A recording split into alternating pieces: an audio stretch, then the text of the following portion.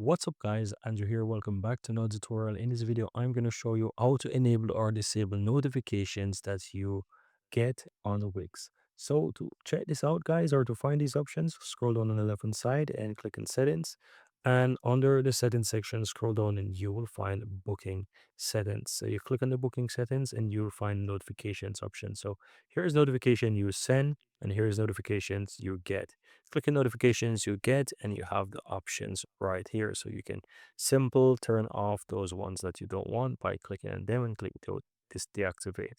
And so this is pretty much all that you have to do, and of course you can always turn them on, and you can click the three dots as well and you can either activate it, view summary, view all stats, and even to revert to default and so forth, and you can edit it as well.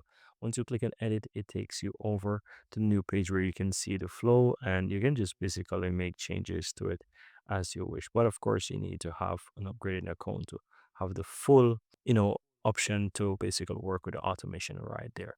But that's pretty much it, guys. Very easy and very simple.